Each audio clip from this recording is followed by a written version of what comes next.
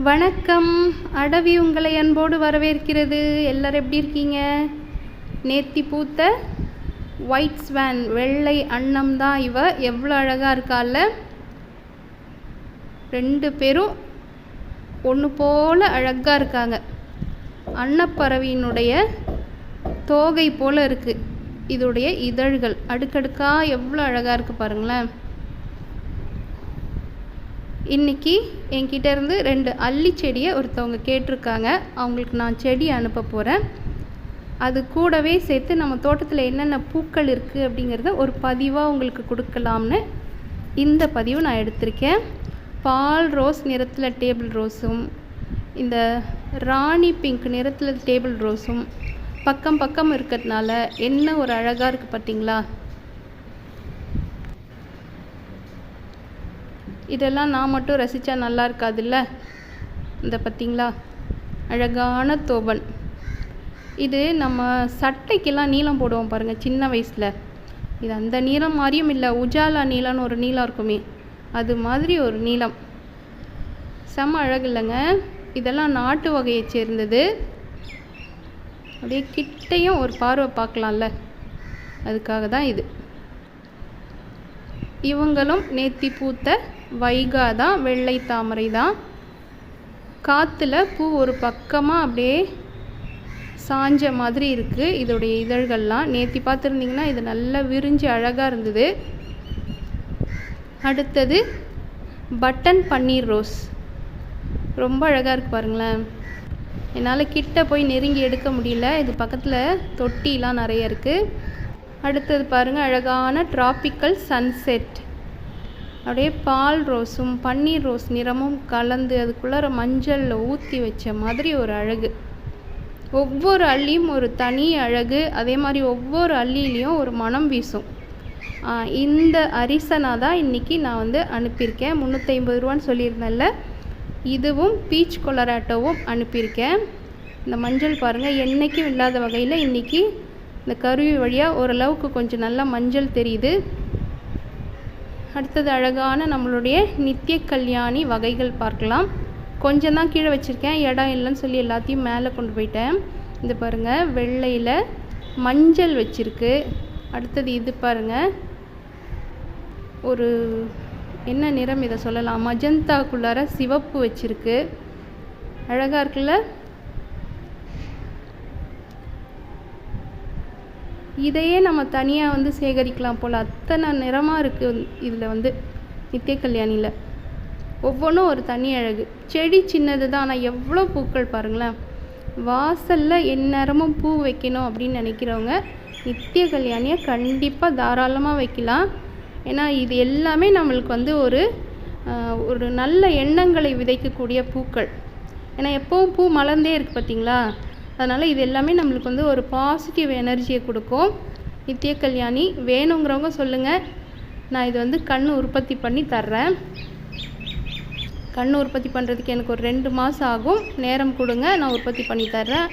அடுத்தது இது ஒரு அழகான டோரிஸ் ஹோல்ட் அல்லி வகை.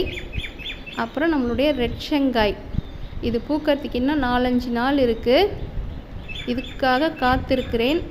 அடுத்தது மயாமி ரோஸ்.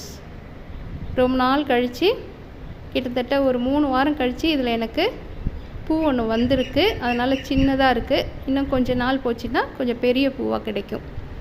இதுவும் ஒரு தனி அழகில்ல. இந்த பாருங்களேன், பீச்சும் பிங்க்கும் கலந்த டேபிள் ரோஸ், பட்டன் ரோஸ், மன்னிக்கணும் பட் ரோஸ், 10 மணி பூ, மாஸ் ரோஸ், அதுக்கு என்னென்ன பேர் இருக்குது தெரியுங்களா. அடுத்தது இது பாருங்கள், கீழார்கோ முதல் நாள் பூ. வீட்டில் அள்ளி வாங்கி வச்சு தினமுமே பூ வேணும் அப்படின்னு நினைக்கிறவங்க போகக்கூடிய வகையில் கீழார்கோவும் தௌபன் நம்ம பார்த்தோம்ல, அது 2ம் தான். இந்த பாருங்கள், இது இன்றைக்கி நான் அனுப்புறதுக்காக எடுத்து வச்சுருக்கிற அந்த அரிசனா மொட்டோடு எடுத்து வச்சுருக்கேன். ஏன்னா நான் இது தாய்க்கிழங்கு தான் கொடுக்க போகிறேன்னு சொல்லியிருந்தேன். மொட்டோட கூடிய தாய்க்கிழங்கு 350 ரூபாய். அடுத்தது பீச் கொலராட்டோ. இது ஏற்கனவே கண் உற்பத்தி பண்ணி வச்சுருந்தேன். இன்னும் ஒரு மாதத்துலாம் அது பூக்க தொடங்கிரும். இந்த 2 செடியும் தான் இன்றைக்கி நான் அனுப்ப போகிறேன். செடி எவ்வளோ ஆரோக்கியமாக இருக்குது பாருங்கள். அனுப்புறதுக்கு முன்னாடி இது வந்து கிழங்கு வகை செடி அப்படிங்கிறதுனால இதில் பூஞ்சான் எதுவும் வந்துடக்கூடாது. ஏன்னா ஈரத்துலேயே இருக்கக்கூடிய செடி இல்லையா, அதனால் பூஞ்சான் எதுவும் வந்துடக்கூடாதுங்கிறதுக்காக பூஞ்சான் கொல்லி மருந்து அதை வந்து கிழங்குல நல்லா நனைச்சிட்டு அப்படியே இந்த தாளில் வச்சு தான் நான் வந்து சுற்றி அனுப்ப போகிறேன். இது சரியாக ஒட்ட மாட்டேங்குது, அதனால் கையால் ஒரு கையில் வந்து அலைபேசியும் வச்சுக்கிட்டு படம் எடுக்கிறேன். பார்த்திங்களா, இது மாதிரி நல்லா தடவிட்டு அனுப்புனோம்னா செடி அவங்க கையில் கிடைக்கும் போது எந்த வித பாதிப்பும் இல்லாமல் அவங்க நட்டு வளர்க்கும் போது நல்லபடியாக வளரும். நான் எப்படி செடி ஒவ்வொன்றுத்தையும் தேடி பார்த்து வாங்குவேனோ அது மாதிரி நம்மக்கிட்ட வாங்குறவங்களுக்கும் அதை நல்லபடியாக அனுப்பணும் அப்படிங்கிறதுக்காக தான் இவ்வளோ மெனக்கெட்டு இதை அனுப்புறது. அவ்வளோதான். இதை வந்து ஒரு ஜவுத்தாளில் சுற்றி எடுத்தாச்சு. ஈரம் நனைச்சிட்டு அந்த செய்தித்தாளில் நனைச்சிட்டு தான் சுற்றி வைக்கிறேன். ஏன்னா வெயிலில் எதுவும் வெந்து போயிடக்கூடாது இல்லையா, அதுக்காக. இப்போ இதை ஒட்ட வேண்டியது தான். என் வீட்டை விட்டு அழகாக இன்னொரு வீட்டில் போய் இவங்க வளர்ந்து அவங்களுக்கு செழுமையை தரப்போகிறாங்க. இதில் எனக்கு ரொம்பவுமே மகிழ்ச்சி.